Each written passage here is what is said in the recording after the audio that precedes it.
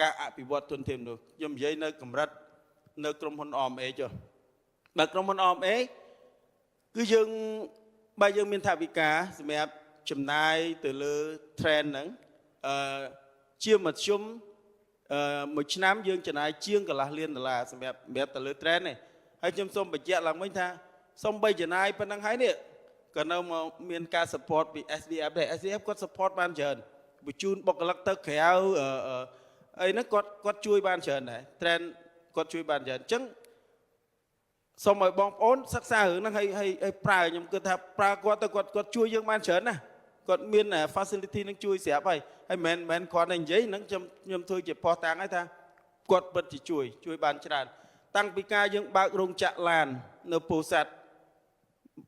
យើងនៅស្រុកខ្មែរយើងអត់មានជំនាញណាដែលរៀនទៅចេះទៅផលិតឡានទេប៉ុន្តែយើងបញ្ជូនមនុស្សទៅក្រៅយើងយកអ្នកជំនាញមកហើយបញ្ជូនទៅក្រៅនេះខ្ញុំអរគុណគាត់ដែរលោកសុខីមជួយច្រើនណាស់ដែលយើងបញ្ជូនទៅរៀននៅអូស្ត្រាលីជួយអីហ្នឹងដើម្បីបានអ្នកជំនាញយកមករៀនបន្តទៀតបាទអញ្ចឹងពិតជាមានហើយអាចប្រើបានហើយស្អីដែលឃើញល្អមែនទែនថាបុគ្គលិកទាំងបុគ្គលិកនៅខាង SDF បុគ្គលិក SME គាត់ friendly គាត់ supported អត់យល់គាត់ជួយបញ្យល់គាត់ជួយប្រាប់គាត់ជួយរកចំណុចដែលថាចំណុចណាដែលត្រូវគ្នាអញ្ចឹងនៅតែចំណុចមួយតែដែលយើងត្រូវធ្វើម៉េចមកប្រើប្រាស់បានបើត្រឡប់ទៅរឿង training បើបងប្អូនថាដោយសារលុយតិចខ្ញុំអត់ train ប៉ុន្តែខ្ញុំអាចជំរាបទៅវិញបានថាដោយសារអត់ train ហ្នឹងមិនរកលុយអត់បានបើអាហ្នឹងជា cycle ដែលយើងត្រូវ break